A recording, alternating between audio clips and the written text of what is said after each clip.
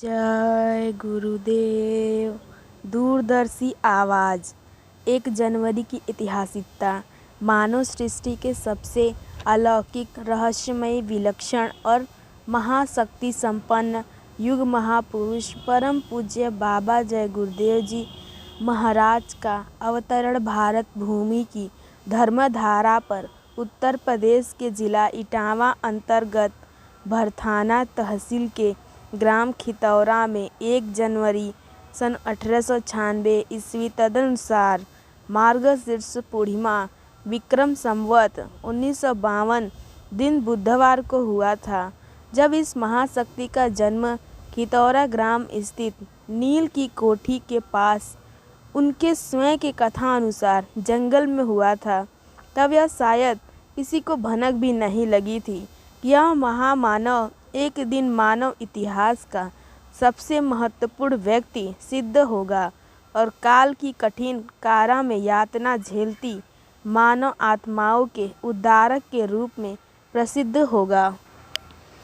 जय गुरुदेव संगत के इतिहास के पन्ने पलटने पर यह ज्ञात होता है कि 1 जनवरी 1973 के घर घर पर जय गुरुदेव ध्वजा फहराने का आदेश परम पूज्य बाबा जय गुरुदेव जी महाराज ने दिया था और यह फरमाया था कि यह तारीख आने वाले दिनों में एक ऐतिहासिक तारीख होगी और इसका बहुत बड़ा महत्व होगा।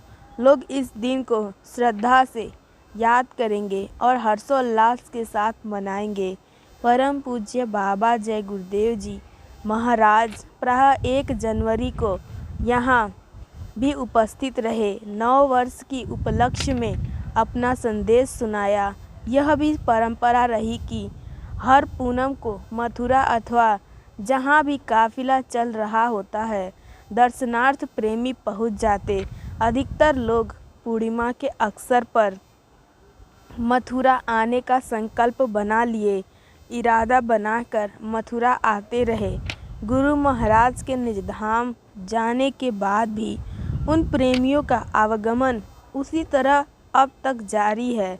अब आपकी समझ में आ गया होगा कि परम पूज्य बाबा जी महाराज 9 वर्ष के संदेश के रूप में इस तारीख को नई आध्यात्मिक और वैचारिक क्रांति के उद्भव तिथि के रूप में मनाते रहे। चूँकि उस दिन पूर्णिमा थी, इसीलिए हर पूनम को जाहिर दरबार होकर दया दुआ मांगने की भी परंपरा चालू की। यह उनकी दूरदर्शिता का परिचायक है। यह सर्व मानव कल्याण का महासंकल्प लेकर उतरे थे।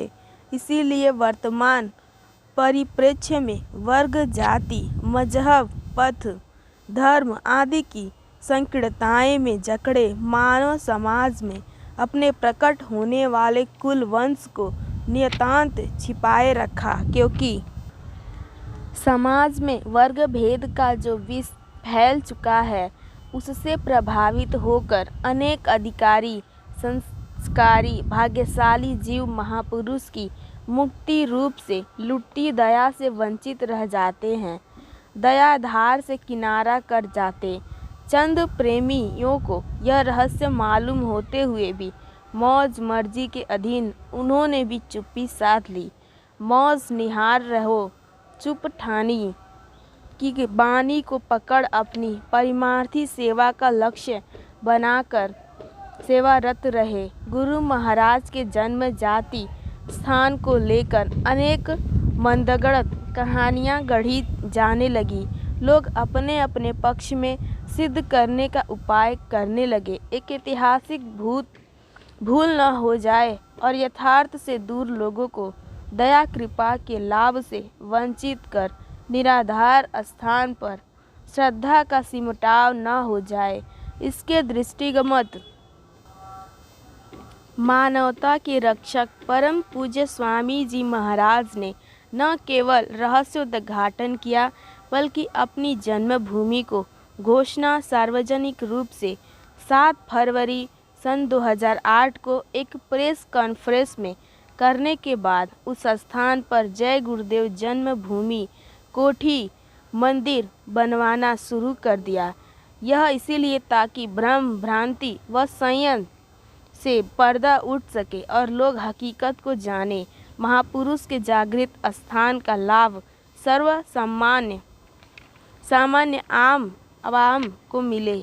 आत्म जागरण के लिए संस्कार पड़े। पुनीत स्थल की रज लेकर लोग अपना मानव जीवन सफल बनाने का यत्न करें। महासंकल्पशील अनामी पुरुष की प्रभु की दया का खुला द्वार सर्वहितकारी सर्वसुलभ हो जाए। उनकी कांक्षा थी कि सत्य संकल्पों का लाभ सर्व जनमानस को मिले। लोग शाकाहारी, सदाचारी और नशा मुक्त होकर एक अच्छे समाज का निर्माण करें। एक ऐसी वैचारिक आध्यात्मिक क्रांति की लहर पैदा की जाए जिसमें सारा मानव समाज प्रवाहित होकर एक नया अध्याय लिखे।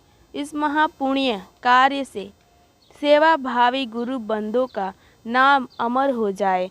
मानव सेवा के पुण्य लक्ष्य का परिणाम परमार्थी कटौती के रूप में सबको सुखदायी लाभदायी हो।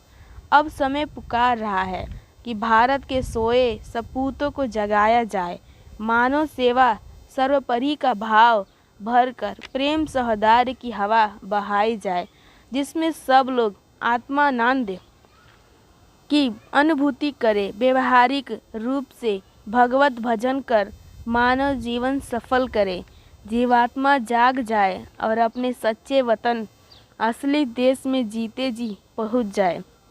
हमारे प्रण नेक इरादे इस कार्य को अंजाम देने में आगे आए। यही निर्णय समीचीन होगा। 1 जनवरी की तिथि और पूर्णिमा का दिन आने वाले मानव इतिहास के सबसे महत्वपूर्ण दयादायी त्यौहार बनेंगे। यही आशा और गुरु चरणों में वंदना। प्रबंध संपादक। जय गुरुदेव।